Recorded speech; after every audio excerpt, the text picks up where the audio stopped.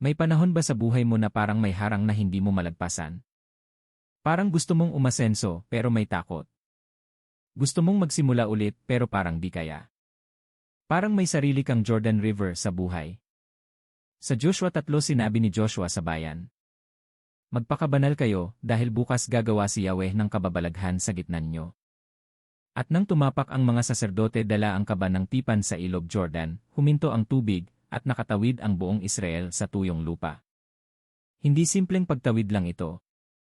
Ang Jordan River noon umaapaw dahil panahon ng anihan. Delikado. Imposibleng tawirin ng milyon-milyong tao. Pero may mahalagang detalye. Hindi muna pinatigil ng Diyos ang tubig bago kumilos ang Israel.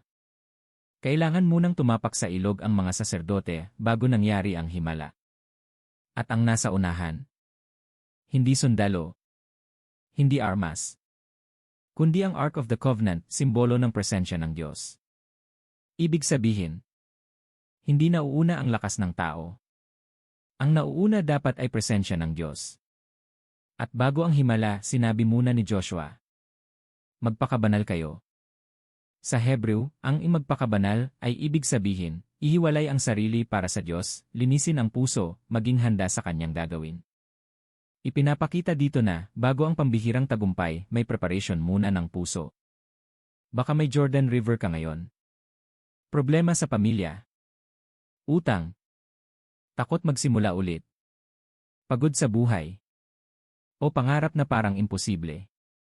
Pero tandaan mo, minsan hinihintay natin muna ang himala bago tayo kikilos.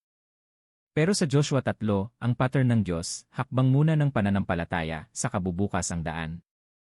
At isa pa, hindi ka tatawid mag-isa kapag nauuna ang Diyos sa buhay mo. Ano yung Jordan River sa buhay mo ngayon na kailangan mong harapin sa pananampalataya?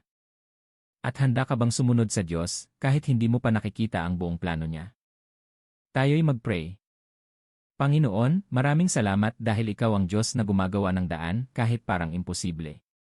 Tulungan mo akong magtiwala kahit may takot. Linisin mo ang puso ko at turuan mo akong sumunod sa iyo. Bigyan mo ako ng lakas na tumapak sa pananampalataya, kahit hindi ko pa nakikita ang himala. Ikaw ang mauna sa buhay ko araw-araw. Sa pangalan ni Jesus, Amen. Kung may natutunan ka rito, comment mo. God will make a way. At follow mo itong page para sa araw-araw na pag-aaral ng Biblia na madaling maintindihan pero malalim sa salita ng Diyos.